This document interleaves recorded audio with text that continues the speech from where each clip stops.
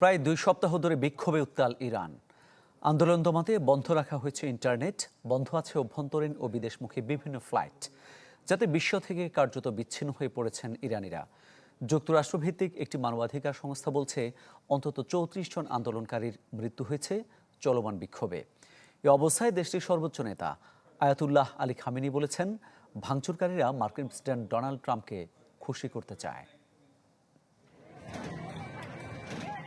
2 সপ্তাহ ছুঁই ছুঁই, তবুও কমার কোনো লক্ষণ নেই ইরানের সরকার বিরোধী আন্দোলনের উত্তাপের। অর্থনৈতিক সংকটের প্রতিবাদে চলা বিক্ষোভের আগুন দিন দিন হচ্ছে আরও তীব্র। রক্ষা পায়নি দেশটির রাষ্ট্রীয় গণমাধ্যম IRIB সংলগ্ন ভবনও। গুরুত্বপূর্ণ স্থাপনায় ভাঙচুর ও অগ্নিসংযোগে অস্থিরতা ছড়াচ্ছে শহর থেকে শহরে। এ পরিস্থিতিতে দেশ জুড়ে ইন্টারনেট সেবা বন্ধ করে দিয়েছে খামেনি সরকার।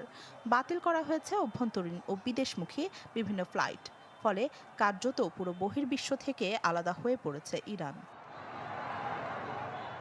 প্রশাসনের চরম দমনপীড়নেও নিয়ন্ত্রণে আনতে না পারা আন্দোলনকে যুক্তরাষ্ট্রের প্রেসিডেন্ট ট্রাম্পকে খুশি করার চেষ্টা বলে মন্তব্য করেছেন ইরানের সর্বোচ্চ নেতা আয়াতুল্লাহ আলী খামেনি।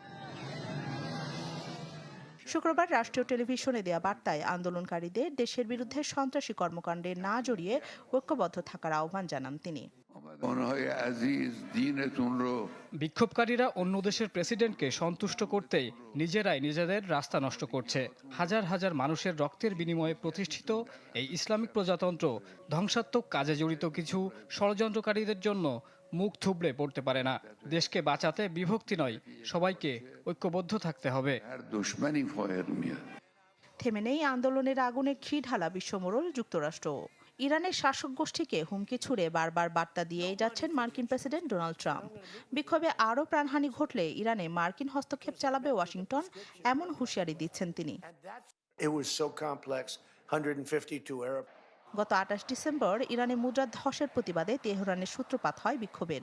পরবর্তীতে দ্রব্যমূল্যের ঊর্ধ্বগতি সহ নানা অর্থনৈতিক সংকটের সমাধানে সরকারকে চাপে ফেলতে ইরানের বিভিন্ন প্রদেশে ছড়াতে থাকে বিক্ষোভের উত্তাপ, যা বর্তমানে রূপ নিয়েছে সহিংসতায়। রাখি জেসমিন, চ্যানেল 24।